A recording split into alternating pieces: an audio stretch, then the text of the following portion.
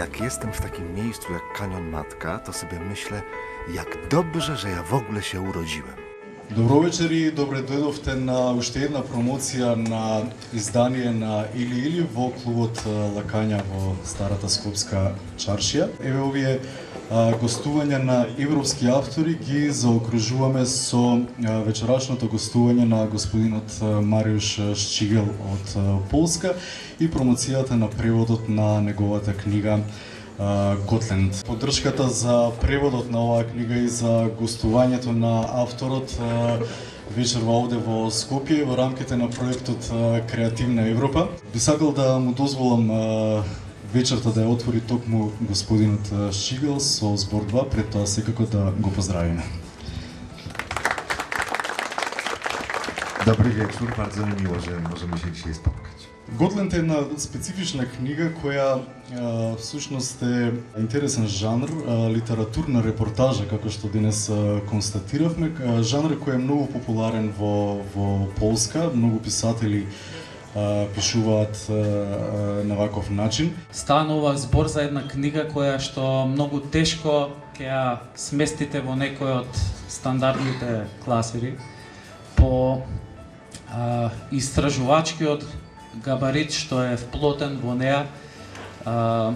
Таа е една епохална публицистичка книга, но по стилот и по наративниот глас што го има од првата страница па до последната, оваа книга може да ја читате и таков впечаток имате кога додека ја читате, како да имате в раце роман. Книгата е навистина провокативна, ќе ве натера да си поставите некои прашања од типот зошто Македонија, која денес живее многу приказни од оваа книга, го нема својот Јан Палах, например. Мариуш, иако е пољак, книгата ја посветил на абсурдите од нацистичкиот период и особено од комунистичкиот период, главно во Чешка. И тоа е исто интересна тема за која ќе поразговараме со авторот, зошто еден пољак се инспирирал преку чешки приказни да ја раскаже ta traumatyczna, prikazna na целиот istочен blok. Ja się zorientowałem, jak zaczęła ta książka wychodzić w różnych krajach na świecie. Ja tam zacząłem jeździć, że to niekoniecznie jest książka o Czechach tylko. Że to jest książka o tym, że system jest zawsze źródłem cierpienia dla człowieka. Zawsze. System jako źródło cierpień. I jak mi ktoś mnie pyta, czy komunizm był lepszy, czy demokracja jest lepsza, to ja właściwie jestem rozbawiony. Bo tak samo jak istniały kłamstwa komunizmu, tak istnieją kłamstwa kapitalizmu, tak jak istniały kłamstwa totalitarne, tak są kłamstwa demokratyczne. Ja nie mam żadnych złudzeń. Tylko że ja nigdy nie piszę o tym wprost. Ja nie jestem publicystą politycznym żadnym w ogóle. Mnie interesuje zawsze życie jakiegoś człowieka, życie ludzi i jak ta historia się w tym życiu odbija. Ja muszę powiedzieć, że z tym moim pisaniem to jest tak, że największą przyjemność sprawia mi, kiedy tekst budzi przeciwstawne reakcje. I to mi się często zdarzało, zwłaszcza po tej książce, takie zupełnie sprzeczne reakcje. Ja nigdy nie sugeruję czytelnikowi, co ma myśleć. To w ogóle jest niemożliwe. Po prostu tam tych sugestii na pewno nie ma. I dlatego zdarzają się takie historie, jak na przykład pierwszy rozdział jest o rodzinie Batów, którzy produkowali buty, to sławna firma Bata. To po tym pierwszym rozdziale dostałem z Czech różne maile i jednego dnia napisała jedna starsza pani, że bardzo dziękuję mi za ten reportaż w książce o Batach, ponieważ jestem pierwszym człowiekiem, który napisał o Batach dobrze. I przychodzi list od starszego pana, który też mi pisze: wreszcie Polak ma tę odwagę, żeby napisać prawdę o Bacie, że była to straszna, kapitalistyczna rodzina wyzyskiwaczy, która niszczyła czeskiego człowieka. Jedyne co umieli, to poniżać robotnika. I to jest dla mnie niesamowite, że jeden czytelnik po tym samym tekście uważa, że ta rodzina tego robotnika podnosiła, a drugi, że go poniżała i wbijała w ziemię.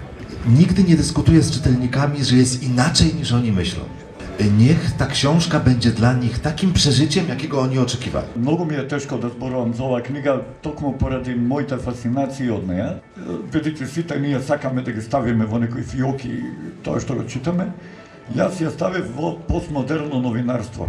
За мене, еден од главните аспекти на оваа книга е кој како се снашол. Тоа е, значи, кога седнав да ја читам Готленд, имав мали презнаења, да кажем, или основни презнаења за книгата. Знаев дека станува збор за комунистичка Чехословачка, знаев дека станува збор за луѓето во тоталитаризмот и бев сериозно убеден дека Готленд е изведенка од презимето на Клемент Готвалд, на првиот комунистички диктатор или така, првиот комунистички диктатор во Чешка. И дека Готленд е некоја земја во која е правилото на Готвалд, например. Ни на крај паметно ми беше дека Готленд е изведено од Карл Гот, пејач, многу популарен пејач. Јас имав, само мала дигресија, имав таа среќа да разговарам со авторот и денес напладне, благодарите на организаторите. Карл Гот е уште жив и здрав, колку, или релативно здрав. Значи, негде околу 80 години има.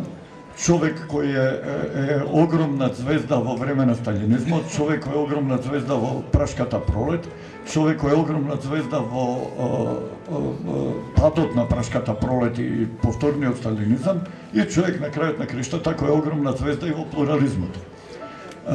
Значи, тоа е, иако нема посебна приказна за него во овие стории новинарски тука, тој се провејува некако, или тој карактер се провејува некако низ целата книга и Готленд е земја на луѓето што може да се снајдат. Ова не е книга за обичните луѓе што ги гази системот. Ова е книга за многу важни луѓе што ги гази системот. Не се тоа, значи тука е Прохаска, големиот сценарист, тука се големи естрадни звезди, тука се големи писатели, тука има пикантерии за, не знам, за сирачето Милош Форман, тука има пикантерии за Ивана Трамп, тука е Бата, кој за мене, не знам што ќе мисли авторот, што ми седи мене во главата, кој е всушност представен као еден од важните втемелувачи на тоталитаризмот и тоталитарниот систем, се едно што е капиталист и се едно што е важен капиталист и што страда во комунизмот на крајот, на краиштата. Зошто еден пољак се решил да пишува за Чешка, ако од она ние што го знаеме за, да речеме, историјата на тие две земји, проаѓањето на тој комунистички пат, повеќе или помалку приказните се слични.